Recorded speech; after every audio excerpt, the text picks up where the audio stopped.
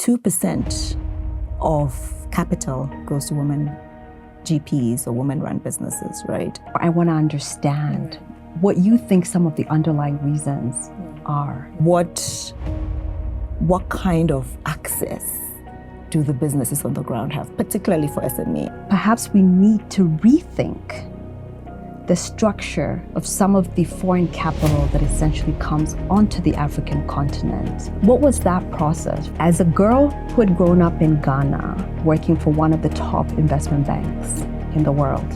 Ooh, that's a tough one. That's a tough question. How do you ultimately get to this idea that you have in the kitchen to having a factory? Hang on. We have a product. How did that opportunity essentially come about? It was a product that is a staple in Ghana, but not in Nigeria, although Nigerians love it. And what I'm curious about is how does a senior private equity executive leave their job to ultimately start a manufacturing business?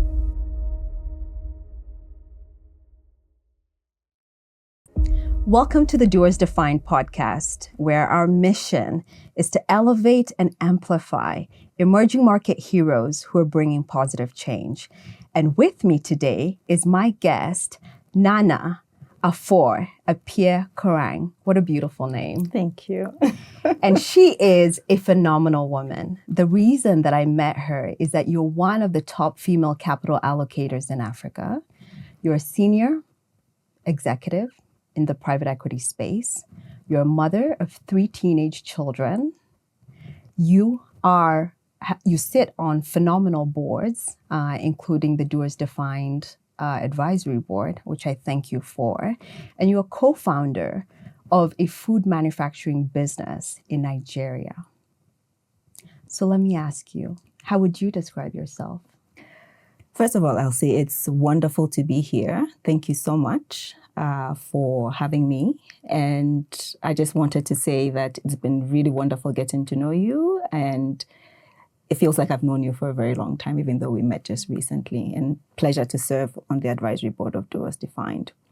How will I describe myself? I think you've touched on a couple of them. I think I would describe myself as a mother first, mother of 3 teenagers, and then a daughter to a wonderful family. And I think I would then say that I'm an African woman. And I say that because my life has been really shaped by where I come from and the experiences that I've had. I think one pivotal one is where I went to high school. I went to a school called SOS Minor International College, and the motto of the school was knowledge in the service of Africa. And I think that motto, unbeknownst to me, has really shaped the course of my life in terms of really wanting everything that I do, everything that I touch, to be in the service of the continent. So if you look at my career trajectory, you see that influence. And so I'll say that's who I am. Yeah. So you were born in Ghana. Yes. And I echo this because everybody that talks about you, I think one first says that you are a connector. And there's a reverberating feeling that you're almost like your mission and your purpose is to leave Africa better than you found it. So let me ask you, how was it growing up as a young girl in Ghana? So I had a fantastic childhood in Ghana. I grew up in a loving family, initially with my dad and my mom, and then subsequently with my dad and my stepmom. But I think overall it was, despite the ups and downs, there were some ups and downs, but overall it was a good childhood, I never felt that I lacked anything fundamentally. And I also felt like I had whatever I needed to grow as a young girl, as a young woman. And I think what was very important to my family was education. I mean, my dad and I talk about it all the time, that the one thing that sort of runs through our entire family, different generations, is the pursuit of education. So I remember very clearly that was the standard in our household, that one has to get a good education and make something of that education. It's not just getting an education for getting an education's sake. It was, what do you do with that education? So it was a top priority for my father. In moments of, when he had, it was a top priority for him.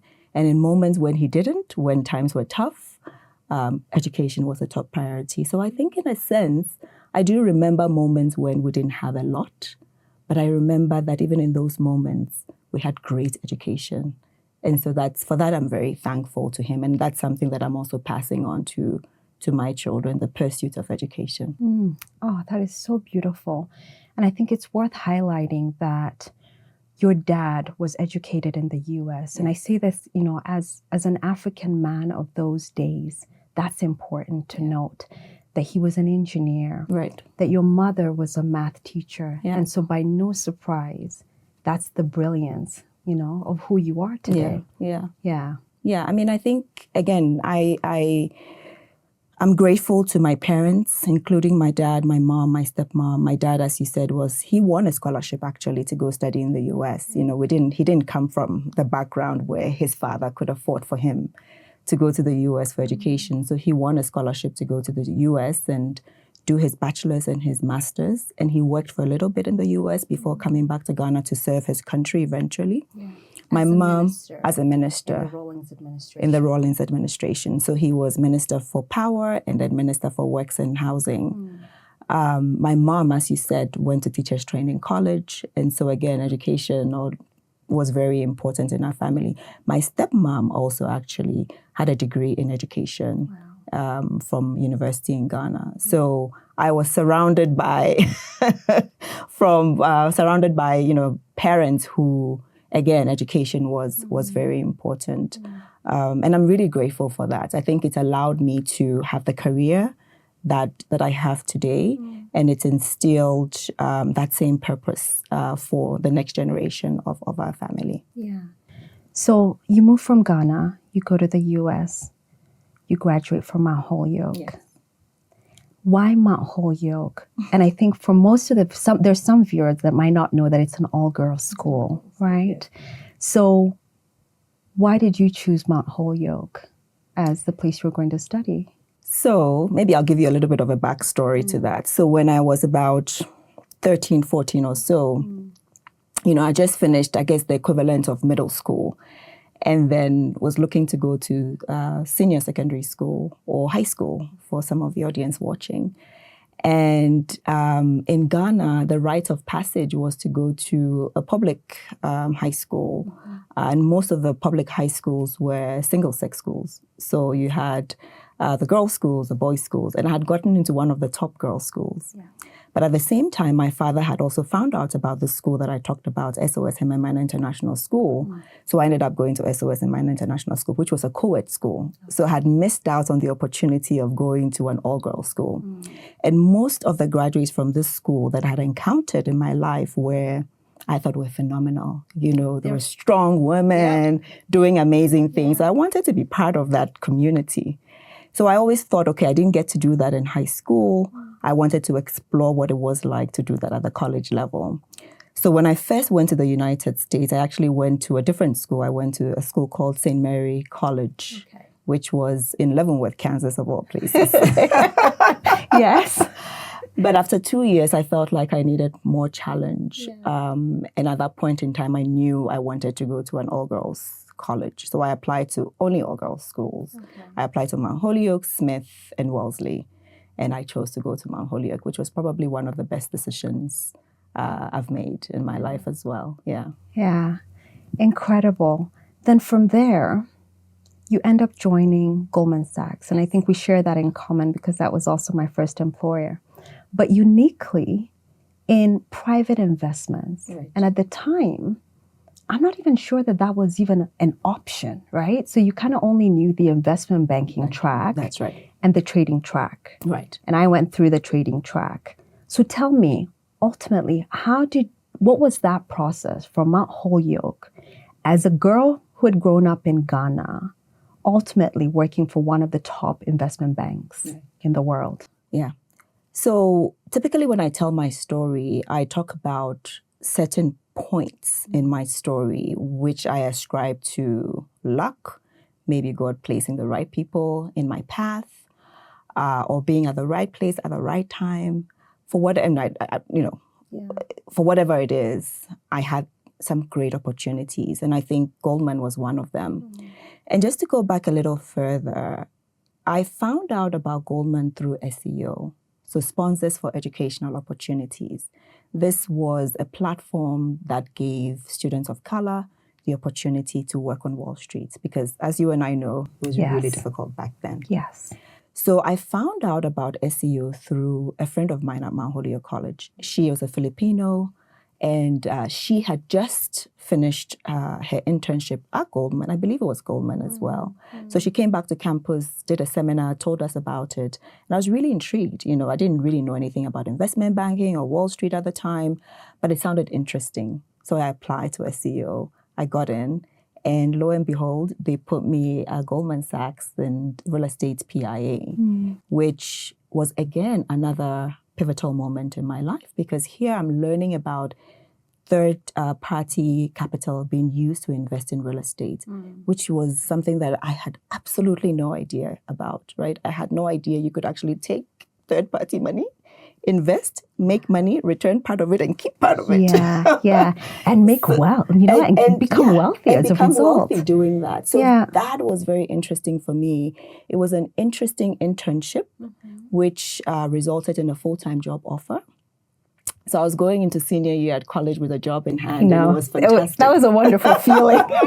But I think mine was a little different because it was around the financial crisis. So so it was just interesting times. That was great. That gave me a sense of confidence, that wow, this little girl from Ghana can do this. So I went to Goldman, did 2 years there. It was interesting. I learned a lot. But again, going back to knowledge in the service of Africa, I felt like I wanted to see how that was done on the continent, right? To see how one can use third-party capital to invest in businesses in Africa. And be at that level, to actually see that as a young person, I thought it would be phenomenal. And again, another pivotal moment in my life, at the end of 2 years at Goldman Sachs, I had the opportunity to interview for a position at Emerging Capital Partners, a private equity firm. And it's important to say that it is one of the largest private equity firms. Right, definitely at the time.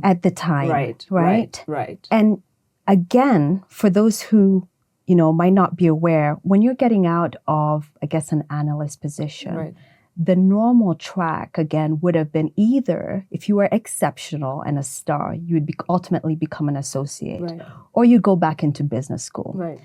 But here you are, and to this day, private equity is still a very challenging industry to get into. How did you pivot? How did that opportunity essentially come about that you could move from Goldman, and after 2 years, you're working at a private equity firm? Again, like I mentioned, moments, right, in my life where, everything came together quite beautifully. But I think it's, you can only take advantage of those moments when you're prepared, right?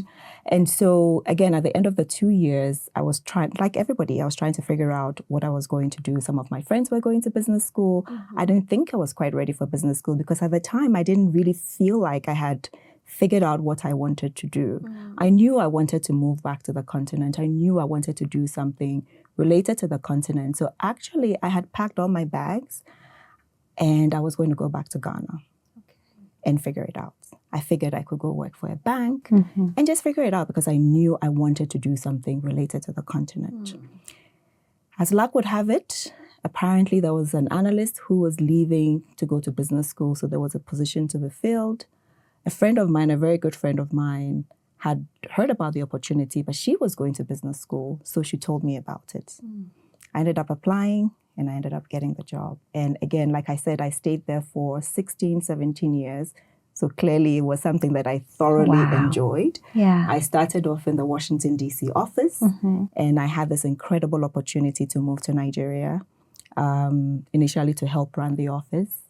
And I always say that those 8 years, some of the best years in my career, And it allowed me to discover myself in ways that I don't think I would have if I'd continued staying in Washington, D.C. So it's been such a beautiful career, beautiful journey thus far. I think what I take away from your story, one, I think, is the power of networking. And we're not necessarily talking about networking, for networking's sake. For networking's sake, right? Or I think assuming that you need to reach people who are in senior positions. Right. But I think it's the power of networking with your peers. Right. I know a lot of my success, a lot of the opportunities that have been given to me, most of those were introduced to me by another peer, right? And so I think I stress for anybody who's young is your character, and I think who you are as an individual really matters, and the way you carry yourself in the world. Because very often you could be prepared, but you ultimately do not get that opportunity because somebody didn't call you. So that, I think, for me is beautiful that, ECP, Emerging Capital Partners, ultimately came from a peer who is willing to make that call and say, I believe you can do this. And, it's a two-way street, right? I think when people think about networking, it's always, what can I get from this person? What can I get from that person? But it's really a two-way street. And it's also really about one's purpose. And it's also about being consistent, right? I mean, networking is so, so important. So for any young person watching this, it's critical. And it starts, as you rightly pointed out, at your peer level. It's something I tell my daughter all the time, my 18-year-old daughter, who is now in college. And I keep telling her, make sure you're really getting to know your peers. Yeah. It's so critical. Yeah. So tell me a little bit about Nigeria, right? And I think, one, because the perception is that as an East African, it might be a bit more challenging to do business there. And from our interactions, I have learned that you have a deep love for Nigeria, for the people, for the place. I want to hear a little bit more about that. Yeah. I often tell my friends that if you're looking for anybody to say anything negative about Nigeria, then you've come to the wrong person. Because I love Nigeria. I love Nigeria. Don't get me wrong. It has its challenges like any place else. But for me, I went to Nigeria at an interesting point in time in my life, and I was embraced by the Nigerian people, by my friends. I think I found myself in Nigeria. I found part of my confidence in Nigeria. So it was a great 8 years for me. It was, professionally very rewarding, personally incredible. I often used to say that, I wanted my children to grow up in Africa. It didn't matter where. I just wanted them to grow up on the African soil. Wow. And Nigeria was fantastic for them, And for me, I used to say that if I can survive in Nigeria, then I can survive anywhere else. That is so true. So it had its issues. It had, just like Ghana, I'm sure just like Kenya, like anywhere else. But Nigeria, for me, was a defining moment in my life. It really gave me the wings to soar. It made me appreciate myself as an African. If you're around Nigerians, you can't not... the confidence. You almost want to borrow that a little bit. So for me, that was, I was at a time in my life where I needed that. And so it was a fantastic time for me. Some of the relationships that I built are actually some of the core foundational relationships that I have today, And so, Yeah, no, beautiful. But you're in Nigeria running the Emerging Capital Partners business. Yeah. And some people might not be as familiar with what private equity is and the role that it does in terms of growth for companies. And what is beautiful is that I think, and we'll touch on that later, is that you have a unique lens in that you've sat as an entrepreneur and you've sat as an investor. Right. What do you think are some of the challenges that entrepreneurs are facing at the moment with the understanding of private equity capital specifically? Right. Yeah. I think the short answer is lack of capital. Depends on sort of what type of entrepreneur you are. As an SME entrepreneur, access to capital, even for the bigger businesses, access to capital and what type of capital one can get. At ECP, we were looking at bigger transactions, so anywhere from about 10 million upwards. And so you're looking at a different type of, business that can absorb that. But I think overall, I think the main challenge is access to the right kind of capital. In my experience, some of the businesses that we invested in, fantastic businesses, but most of the time, they need a bit of time to grow, right? I mean, the kind of environment that a lot of African businesses are operating in can be quite challenging. Yes. If you look at the Naira, if you look at the cedi, so those present challenges that are out of the control of entrepreneurs or the business, owners or the CEOs or the CFOs, right? And so that can be very challenging. And I believe that at times, the type of capital that companies have access to do not allow them the flexibility in terms of time. So what you're saying is that the tenor of when the investor needs to make their return is too short. Can be too short. For many African businesses. Can be too short. Explain to the audience the role of private equity capital in Africa. Right. I'll use ECP as an example. So ECP raised money from various investors to invest in companies on the continent. And the whole goal is at the end of the day, you want to be able to return capital back to the investors plus the margin, right? At the end of the day, you want to make money as an investor. So that's really the role that private equity plays. Private equity typically also, again, I'll speak about ECP, is typically a limited life fund, right? So at ECP, we had 10-year life funds. So basically, you would invest for the first 5 years, you will invest the money that you've gotten from investors. And then thereafter, you grow the business, you do a lot of portfolio management, you sit on the boards, you help the companies with strategy, you help them to grow the business. At the end of the day, for the entrepreneur to make money, for the investors to make money. As an entrepreneur, you take that money. In some cases, you give up equity in the business to bring the investors on board, the private equity investor on board. And part of the investor coming on board is not just to take up equity, but also to bring, good practices, to also bring, help with strategy. So some of the stuff that I've talked about. Yeah. So if it works well, it's beautiful. Yeah. Right? Yeah. As an investor, you are helping the company do a lot of great things, right? As an entrepreneur, you're getting the capital that you need to be able to grow the business. I think in my experience, there have been some challenges that I've seen or that I've been involved in. I think, first of all, one of the main challenges that we see is sort of the macroeconomic environment that we operate in, right? And a lot of the things that are outside of the entrepreneur's control and the investor's control, right? The other thing too is, at least again, I will stick to my experience. Yeah. Most of the monies that I have invested have been foreign currency based, so dollar based. Yes. And typically we're investing in businesses that are local currency based. And so any fluctuation in the currency has an impact, right, in terms of your returns, which is out of anybody's control, right? Yeah. Entrepreneur cannot do anything about it. We as investors, do not have a crystal ball and know that, okay, invest at this point in time and don't invest at that point in time. So those are some of the challenges that we faced as investors.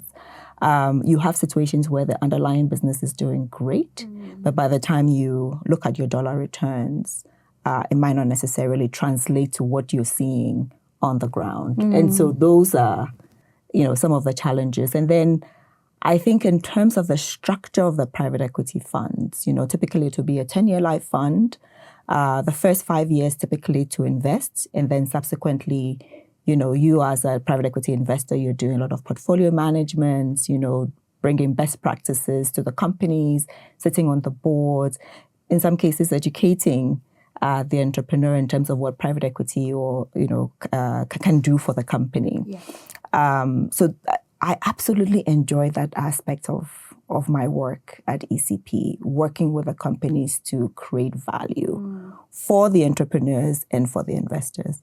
That was absolutely one of the best parts of my work as a private equity investor. But sometimes I wondered if the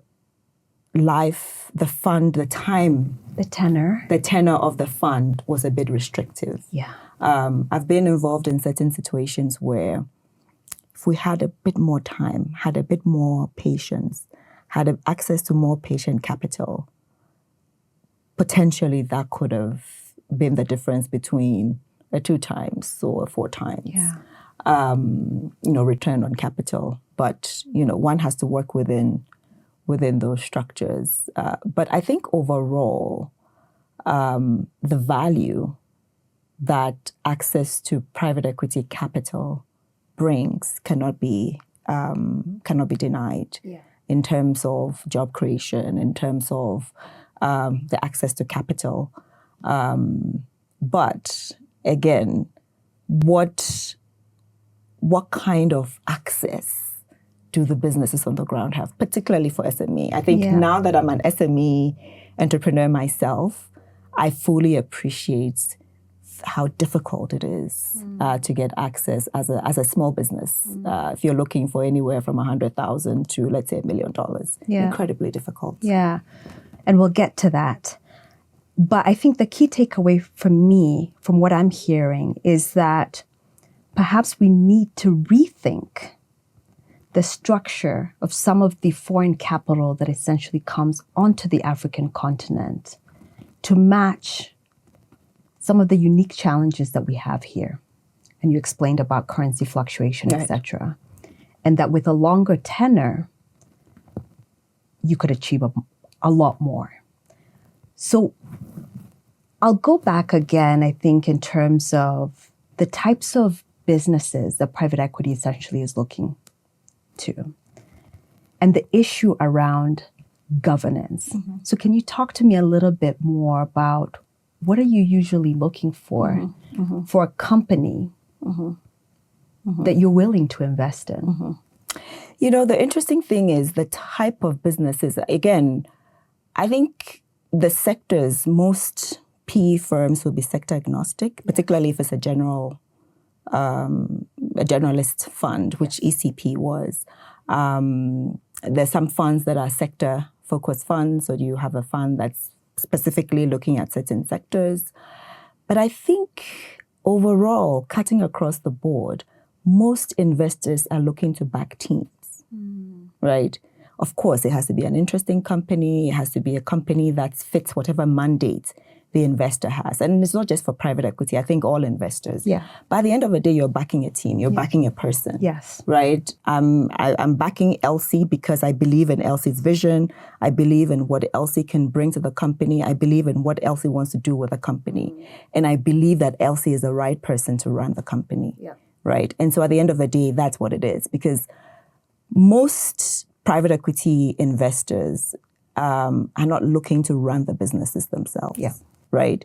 And so if I'm investing in X, Y, and Z manufacturing company, I'm not looking to, I may have certain sector expertise that I can bring to the table to help the company become better or, whatever we need to do with the company, but I'm not looking to run the company. So we're really backing teams. So I think that's what it comes down to. Yes. Yeah. You're backing teams. Yeah. You're backing a group of people who you believe strongly can do what they say they're going to do. Yeah. And in some instances where, let's say you that's not the case and you need to, sort of show up the team and then you do that. But more often than not, we're looking to back teams. Yeah. No, thank you. Thank you for that, because I think that's helpful to know what is important, to be able to access some of this capital. Yeah. And again, noting that perhaps the difference is that venture capital are essentially coming in as a catalyst for innovation at a very early stage. Right. Private equity capital is essentially looking at more mature businesses. Absolutely. Yeah. So I'm going to swing to you ultimately becoming an entrepreneur. Yes. And talking about that journey. Yes. Yes, yes. So I think the first place, and what I'm curious about, is how does a senior private equity executive leave their job to ultimately start a manufacturing business? And not just anywhere, in Nigeria. So Again, my love for Nigeria. Tell me. You know, it's such an interesting story and an interesting journey. One that I don't think I actively planned, but I think it has been part of me all along. I probably didn't realize it early on, but when I reflect on it, I realize that it's been part of my story all along. But just to talk about how it started. So remember I said I went to ECP in Nigeria. I met one of my colleagues. Her name is Kutsai Hove. Yeah. Formed a beautiful friendship. We worked together on a number of transactions. We started taking turns bringing African food to the office. We were in DC at the time. And so we would take turns bringing African food to the office to share with each other. There were three of us, three African women in the office at the time. And so one of the things that I brought to the office was called shito. Okay. Shito is a Ghanaian, it's like a black pepper sauce. It's a Ghanaian staple. She loved it, right? All two of them, all three of us obviously loved it. And it was my mother's recipe. Actually, we tell a very interesting story of us fighting over the shito. Our friendship almost ended over the shito. But I'll tell you why the shito is very important. But Nigerian and Ghanaian food is good, so I'm not surprised. So fast forward, she left ECP, went to head equity at AFC. And then I also moved from Washington, D.C. to Nigeria with ECP to help run the ECP office. And it was during our time in Nigeria, I remember we were sitting in Kutsai's office, her home actually, was in her living room. And we were both lamenting about, how we're mothers and how we want to be able to put food on the table very quickly for our families. I mean, we did have help, right, to help with the cooking, etc. But we also wanted to be able to put food on the table very quickly for our families. I remember Kutsai having a packet of some Indian spices that one could, you have meat or fish and quickly make a sauce, right? But we couldn't find the same thing to make an authentic African sauce, for instance. And so we were like, why don't we do something about it, right? We can do something about this. As you should. So we said, we must do something about this, right? Yeah. And so Kutsai and I also decided that, look, we're two non-Nigerians in Nigeria thinking of setting up a business in Nigeria. It made sense for us to bring on board a Nigerian partner, right? Yeah. And we had the perfect partner in a lady called Onome, who is actually related to Kutsai through marriage. Okay. So she's Kutsai's husband's cousin. And she had a phenomenal background. She had done some catering. She's a sales and marketing person. So perfect. I mean, she had understood exactly what we were looking to do. So that's how Amayi was started in Kutsai's living room. So 3 female founders, one from Nigeria, one Ghanaian, one from Zimbabwe. Yes. And I have to say, Kutsai also has an incredible background, a finance executive. She went to work and just another phenomenal woman. Yes. Wow. So how do you ultimately get to this idea that you have in the kitchen? Right. That you want to serve your families, your busy women, to ultimately getting to the point of now having a factory and actually getting the business going. Just walk me through that. Walk me through that journey. So it was an incredible journey. I think as we were going through it, I don't think we appreciated it, but now when we sit back and we talk about it, it was amazing, what we were able to achieve. And so we basically we'll spend our evenings and our weekends planning how we're going to roll this business out. Just to give you some examples, we initially wanted to start off with a jollof mix. Right, you have a Nigerian and a Ghanaian, obviously jollof will come up, right? Yes. And so we decided, okay, let's see how we can put together a jollof mix and be able to make jollof very quickly. So again, in Kutsai's kitchen, we started putting things together. We ordered powdered tomato, powdered onions. I mean, it was crazy. But that's how we started, sort of testing things out. And then we decided, hang on, we have a product that we know how to make, shito. Again, the product that I was telling you about that Kuta and I used to fight over in the hallways of And ECP. the recipe was from your mother. The recipe was my mother's recipe, and we already knew how to make it. We knew how to make it really well. It was a product that is a staple in Ghana, but not in Nigeria, although Nigerians love it. So we thought, this is not widely available in Nigeria. Let us flood the market with that. And so that's how we started. So we started off in my kitchen, testing, the shito, how to make it on a commercial scale. So I knew how to make it in my kitchen in a little pot, but that wasn't going to serve us, right? We needed to figure out how to commercialize it. And so that's exactly what we did. We got a little factory in Yaba, which is right outside, Victoria Island. And that's how we started. I went over to London. We actually did research, found 2 bread pans, used bread pans. Wow. That I went to the UK to go meet this guy that we found on the internet. Thank God he checked out. When you're entrepreneur, just focused on the mission. That would have been an interesting headline. Okay, Ghanaian goes to the UK for bread pans and disappears. Private equity executive. So that was so we did that, and again, it's important to mention that up until this point, the 3 of us financed everything. So getting the business up and running, getting the factory, starting the business, starting to make the shito, getting it onto the shelves and retail stores in Nigeria, all of that came from our pocket. So monies that we had saved as private equity professionals, we put that to use. Wow. To be able to get this business off the ground. And I think it's important to note that because there are lots of women in particular who may have incredible ideas, but it comes down to funding, not able to get that idea off the ground.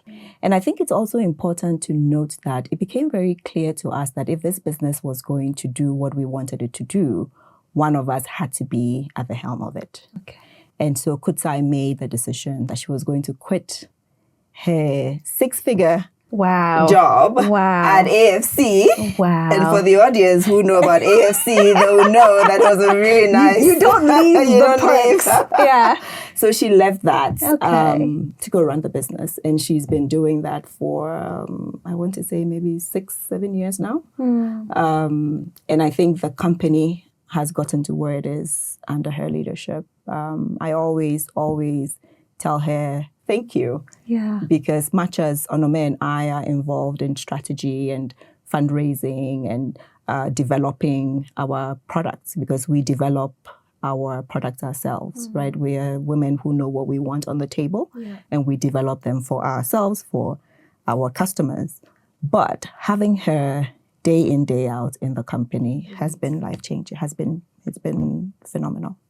I just want to go back because what we're saying is that we have, with you and Kutsai, 2 senior finance executives with the network, and still it was difficult to access financing as an entrepreneur.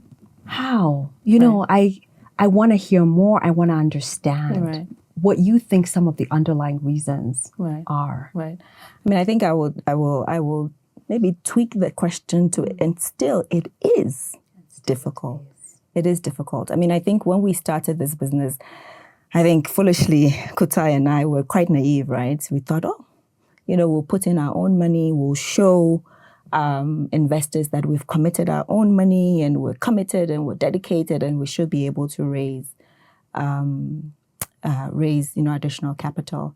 It was difficult. It is difficult, right? I think, to be honest with you, I can't even tell you why, except for the fact that, I mean, if you look at the numbers and you look at the data, 2% of capital goes to women GPs or women-run businesses, right? And so that, I guess, is why. That the capital, investors are now betting on women-owned businesses as much as they are betting on other businesses. And we definitely have been on the receiving end of that. And I think we go back to the network that we talked about earlier. I think we have been able to really leverage our network to be able to get funding. So we, in addition to our own capital that we put into the business initially, we've been able to do a number of successful friends and family rounds to support our business. And again, this is coming from our network. Yeah. Right? And so I think it is really important to stress what we had talked about earlier. It's just to really be intentional about developing the network, not just developing, investing. Because if you invest in something, it's a two-way street. Yes. You give and you get. Yes. Right? So it's really, really important. I think that has been one of our success factors in terms of getting that early round of capital to help us to continue to grow. Today, we are sitting at a place where we've been able to attract institutional capital. Wow. Again, small tickets, but it's so important for us to be able to demonstrate that we're able to attract that kind of capital. And again, we've been able to do that because of the network that we have, right? I think the other thing too, if I'm going to be critical of ourselves as well as entrepreneurs, I think we don't tell our story enough. Right, which is why this is so important. We don't tell our story enough, and so then potentially maybe investors don't know that we're there to be invested in. And I remember asking you, I was like, why did I not know about Amayi Foods? I would certainly have supported it. And I remember asking you, actually, was the lack of branding intentional? Do you remember me saying that? Right. And why do you think that is? Look, if I'm going to be brutally honest, I think the three of us, Kutsai, myself, and Onome, were terrible about it, right? And I think it's something that we realize now.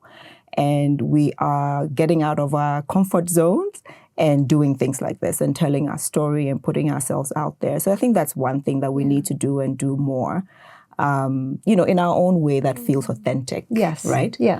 I think the other thing too is that, when you are in the weeds, right? When you're putting out fires, when your bread pan is not working or your packaging does not arrive and you have to, a customer is waiting for a product and you're busy sort of running around. Mind you, we're a really small team, right? So we hope to get to the point where we have,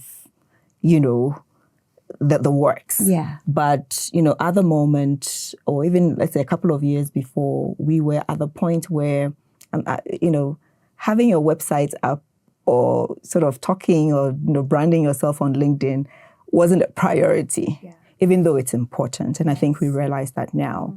And so now we're being intentional about telling the Amayi story, right? And putting ourselves out there a little bit more. But I think that's what it's been. I mean, you're raising money, you're doing so many different things. You can only do so much as an entrepreneur. But I think we're really realizing that it's important. And some of the institutional capital that we have on board, we have AHA Ventures, which is led by Evelyn Castle. Yeah. She's come on board and she's like, okay, people, you need to do X, Y, and Z. Get your act together. I'm going to fund this. I'm going to fund that. So she's bringing capital on board, but she's also really pushing us out of our comfort zone to do some of the things that are critical for the business. Because if people don't know about your business, then, they won't see the wonderful things that you're doing. Yeah. So I'm really, really grateful for our investors. I'm grateful for our board. We have a fantastic board. They really push us. Sometimes, it can be a bit uncomfortable, but I love it. So I think we are getting to the next stage of our growth, really exciting stage. No, and it's beautiful because that was precisely why Doers Defined was created. Because knowing you, knowing your story, knowing about where you had come from, knowing about Amayi, meeting Kutsai as well and hearing her story, then you realize there's so many incredibly beautiful, inspiring stories, but we're not actually telling them, So why not get out there, showcase what the continent is actually achieving? And it's important, I think, to highlight that we've been talking about industrialization in Africa for many decades. And for many countries, manufacturing has not thrived, it has not flourished, especially under global competition. So not only are you 3 women founders doing what seems like the impossible in a place that many people say is incredibly challenging, but you've also picked a sector that is also equally challenging. And I think that, I mean, you guys should really pat yourselves on the back and just say that's a phenomenal job. I think in terms of just saying where Amayi Foods is at the moment, you're currently looking to acquire a small factory. So tell me a little bit more about that. So, I mean, I'm so excited about this opportunity. We're actually looking to acquire another business in Nigeria. It's a live deal, so I can't go into details. But I think what it does is it gives us capacity. We're at a point where it's a good problem to have. We're getting a lot of demand for our products, but we don't have the space or the capacity to meet that demand. And so we are acquiring another business that is in the same line of business as ours. We have some overlapping products. But what it does for us is it gives us that capacity. That company also has a phenomenal team. At the end of the day, Kuta and I and Onome are not FMCG experts, right? And so if we want to get to the next level, and I think this is what our private equity training has done for us. We do understand what is needed for. We're not the type of entrepreneurs who are saying, must do or die. We're in this company. You understand? We understand that to get to the next level, you need certain type of, professionals to come in and really take the company to the next level. And so this company that we're looking to acquire gives us that. They've been in Nigeria for many years. They understand the FMCG space. They understand our products. They also love the fact that we've been doing what we've been doing for a long time. I think the other thing that I want to also highlight is the work that we're doing with farmers, right? Because at the end of the day, you need access to your inputs. And our inputs are everyday inputs like garlic, ginger, peppers, And so we're working with local farmers. And again, we're very intentional. We work with women farmers. And so we're doing a lot of interesting things. And it's also allowed us to think, again, because we're women and because we are actually developing these products for ourselves, we're able to figure out, okay, what kind of inputs do we need? What inputs are indigenous to Nigeria or to the local community that we're working in? And how can we work with farmers to make sure that we're making our products as natural as possible and as nutritious as possible, right? And so that's a big thing for us. We want our products to be nutritious. We don't want fillers that, are there just for the yield. And so I think we're doing something really different in the food space. And I believe that this company that we're acquiring appreciates that. And they're looking to also improve their processes with some of the things that we've done. So I think it's going to be an interesting marriage. And we're really excited about what the future holds for us. No, I'm very excited. And I think in addition to that, it's the leadership that the 3 of you are putting out there. It's the way you treat your employees, that everybody feels included. I can't wait to see where Amayi Foods goes. And again, on this podcast, we said we're going to be intentional about asking, how can we as a community serve you and serve Amayi Foods? It's capital. So we'll say that again. Capital. So definitely, access to capital is key. Like we said, we're doing this acquisition now. And so we are actually in the middle of putting together the capital for the transaction. I think the other thing, as we talked about, is brand ambassadors. We definitely are upping our game in that space. So anybody that wants to be a brand ambassador for Amayi, please, we would love to have you. And then just introductions to various investors that we may not know of, but may find the space interesting. I think giving our backgrounds, any sort of foreign investor that's looking to come onto the continent and wants to back, women like us, we're here. So I think that's really, the ask for to the community. The other thing that I also want to highlight is we are also, even though we're a small company, right, or we started off as a small company, one thing that's been very important to us is governance, right? So we're really, even though we're a small company, and some people might say, oh, why are you paying so much attention to board and to this and that and thinking about sustainability, etc. For us, again, based on our training, it's really important that we incorporate a lot of these things that we've done for other businesses in our private equity career. We incorporate that from the very beginning. What advice would you give a young entrepreneur who's looking to start a business in Africa, given your experience? What would you tell them? I think, be ready for the long haul. Be ready for the challenges that come with being an entrepreneur.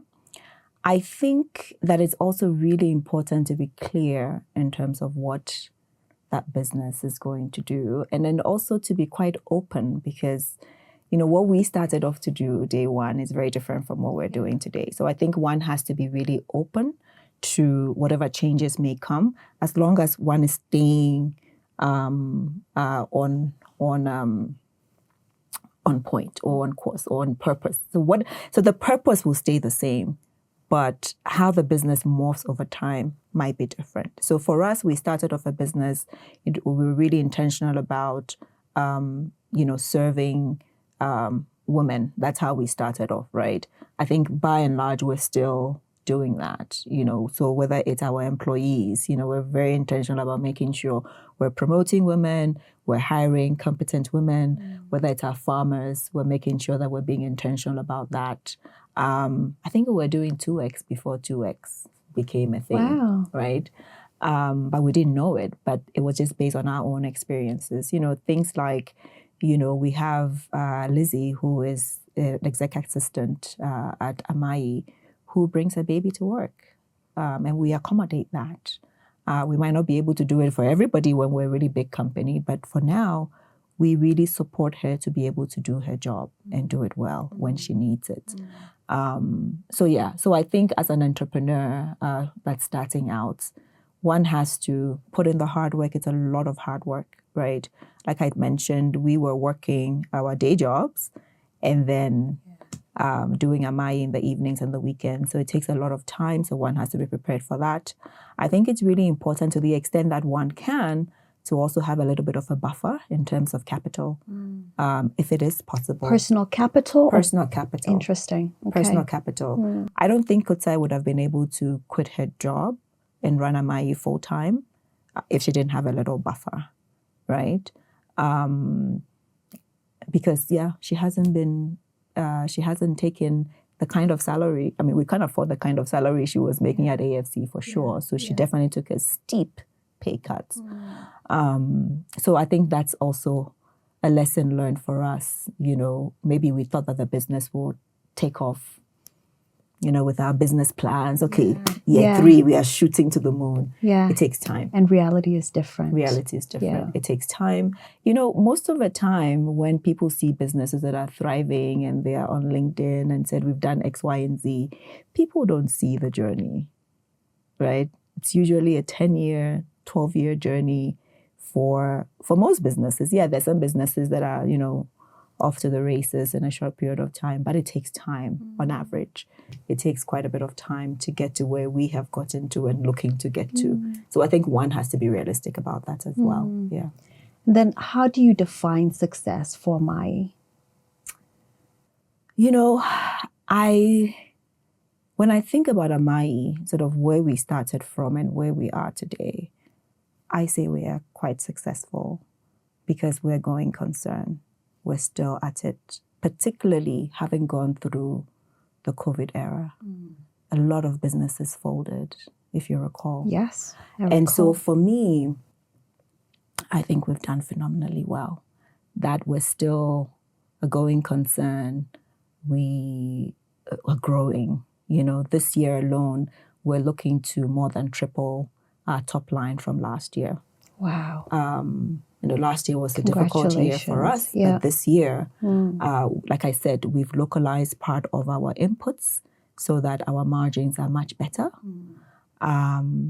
It's been a struggle, but we've bootstrapped, we've gone back to the table, we've problem solved, and so I say we are successful to the point where today we're looking at buying another company. And I think, the acquisition will be the cherry on top of the cake. And we've done this as 3 African women. I love that. I think one of the things that we were also looking to showcase was that African women can work together and work together successfully and thrive. How do you prioritize yourself? Oh, that's a tough one. That's a tough question. I think at the end of the day, it comes down to purpose, right? What is important to me. And I won't sit here and say, oh, it's been a walk in the park and it's been easy. It's not been. I mean, I'm a single mom, right? And so, and I've been a single mom for many years. And so there's always that push and pull, right? Am I serving my kids well? Am I, making enough money to serve the kids, etc.? But I think it really comes down to just pacing oneself and just realizing that, I can't be superhuman, right? And so there are times when one has to make some sacrifices, which I've done plenty of. And at the end of the day, just being true to myself, right? And so for me, first and foremost, I'm a mother first. When I was describing myself, I think I said very clearly that for me, I see myself as a mother. So it's, how do I bring up my children to be responsible human beings, to be contributing citizens of the world, to be the best versions of themselves. I have 2 girls and a son, and it's really important for me that I model what I want my children to be, both my girls and my son. And so have I gotten it right all the time? Absolutely not. But am I proud of who I am as a mother? And am I proud of my 3 teenagers who can be quite annoying at times? Yes, very much so. Oh, you should be so proud. Yeah, you should be so proud. Yeah. Who inspires you? When you look out, where does that inspiration come from? I think there isn't just one person or one thing that inspires me. I think, again, I talked about my family, I think a lot of my inspiration comes from my family, from my dad, my mom, my extended family. And then I think over the course of my life, I've made, fantastic friends who are doing amazing things that sort of keep me on my toes. One of my very good friends, her name is Victoria Bath. And one of the things I love about Victoria is how steady she is. I always tell her that she's an idealist, which I'm not, but I've learned so much from her over the years. She can see the good in even the worst person. And I think it's timely because she just got a major appointment. Yes. She's the vice president-elect for the Ghana Bar Association. And I think the world is really going to see the kind of person that I've known all these years. But she has been such a steady force in my life, right? And anytime that I need to make a major decision, I would run it by her. She's my peer. She's my age mate. But she's mature beyond her years. And so I've actually developed what one can call a personal advisory board. And they keep me on task. As Michelle Obama says, the kitchen cabinet. Exactly. And I think what we're saying, I don't think you can operate at the highest level without being surrounded by those people that you can confide in and that who understand you to your core. It's critical. Yeah. So it's beautiful to hear that you have that. Yeah. So now to wrap up, I would say first, everybody that knows you says you are a connector. You're very intentional about how you show up and what you put your mind to. I always say, if you have Nana, every room Nana walks in, you will walk in with her. Right. And that's such a beautiful attribute about you. Right. With all of that, what do you want your legacy to be? You know, it's interesting that you say that, because I think in the last couple of weeks, I've had at least 3 or 4 people use that word for me. Yeah, it's true. A connector. It's true. A connector. And I think, you know, I wouldn't have necessarily described myself as that. But when I sit and I pause and think about what I'm about, I think that's it. I'm a connector. And I'm stepping into that, and I accept it. I receive it, and I think that's what I want my legacy to be. That I connect people. When I see an opportunity, I don't keep it to myself, but I pass it on to whoever it might be useful for, and that I share my platform with others. And I think that is really what I want my legacy to be. Like I said, in the last few weeks, I think 2 or 3 people have said that about me. That was the first word that came to mind. Anytime somebody is like, Nana, I'm like, she connects. Yes. And we need more of that on the continent. Yes. And so, one, I'm incredibly honored, first to know you, thank you. To have you walk with me on this journey, because not only me, but my team and everybody who gets to know you will really benefit from that. But also to say thank you for the contribution that you have made and continue making to the continent and to our emerging markets ecosystem. Right. Yeah. Right. Thank you. Yeah. Thank you so much. I mean, I always say that at the end of the day, if one person is successful and you don't carry everybody along, then what's the point? You know, I've had people who have done that for me in my life. And I think it's really beautiful what you are also doing, right? With Doers Defined. I think it's really going to change the landscape, and I'm really happy to be on board and to walk this journey with you. Yeah, no, wonderful.